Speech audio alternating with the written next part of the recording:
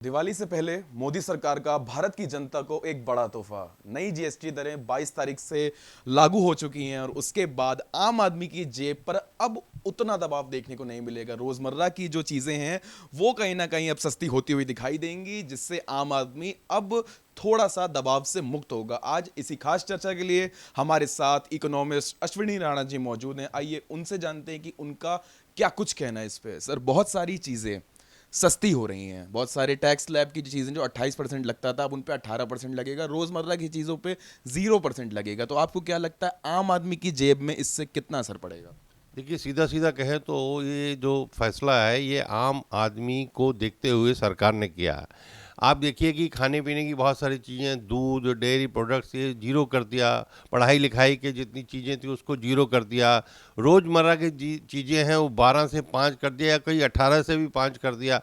तो यानी उनको इतना रिलीफ दिया है। और सबसे बड़ी आप देखिए कि हेल्थ के ऊपर इंश्योरेंस जो होता है, आप लाइफ हो या हेल्थ हो, उसका प्रीमियम जो है उस पर 18% तक था, जीरो कर दिया। यानी 1 लाख का आप इंश्योरेंस का अगर प्रीमियम साल में देते हैं तो 18,000 रुपये आप देते थे, आज वो जीरो हो गया। तो गाड़ी है, गाड़ियों पर जो टैक्स था वो भी कम हो गया। इलेक्ट्रॉनिक आइटम पर मतलब सीधा 10% टैक्स कम होने से आप देखिए गाड़ियों की सेल कितनी बढ़ गई है। मतलब उस दिन तो जो कंपनियां थी उनके पास लोगों को बिठाने के लिए जगह नहीं थी, बुकिंग करने के लिए भी ये जो चीज़ें सामने आई हैं।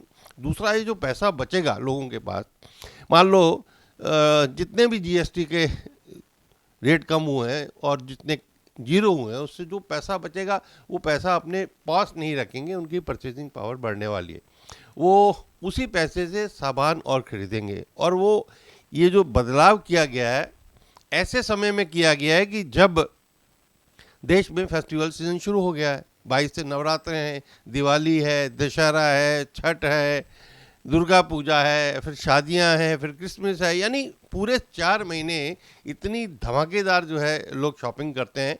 अब और करेंगे तो डिमांड भी बढ़ेगी, प्रोडक्शन भी बढ़ेगी, मैन्युफैक्चरिंग, यानी मैन्युफैक्चरिंग सेक्टर को भी जो है वो एक बहुत गति मिलने वाली है। चूंकि नई जीएसटी दरें पहले लागू होनी थी, लेकिन जिस तरीके से अमेरिका के राष्ट्रपति ट्रंप ने भारत पर अतिरिक्त 50% टैरिफ लगा दिया था, तो इस फैसले को थोड़ा आगे शिफ्ट किया गया। तो आपको क्या लगता है कि लगातार ट्रंप भारत पे अलग अलग तरीके के सैंक्शंस लगाते हैं, टैरिफ लगाते हैं, उसके बीच में भारत ने ये फैसला लिया, इस फैसले को आप किस तरीके से देखेंगे?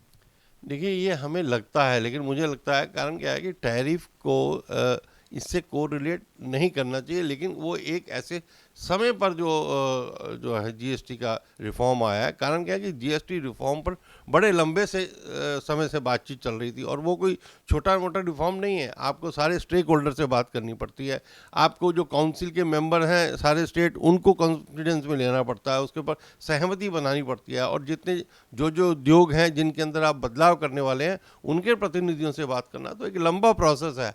हाँ, वो उसका जो अनाउंसमेंट है ऐसे समय हुआ है कि जब टैरिफ का मामला चल रहा है। लेकिन हाँ, उसके कारण से टैरिफ के ऊपर जो इफेक्ट आने वाला था उसको भी रिलीफ मिलता हुआ दिखता है, क्योंकि बहुत सारा एक्सपोर्ट अगर हमारा रुकता है तो सरकार की सोच है कि वो एक्सपोर्ट, चाहे गारमेंट्स हो, लेदर हो, वो अपने ही देश में खप सकता है। और टैक्स कम होने के कारण लोगों को अच्छा और सामान जो है देश में मिल सकता है। और साथ में सरकार ने जो स्वदेशी का आह्वान किया है वो भी एक उसके अंदर प्लस का काम करने वाला है।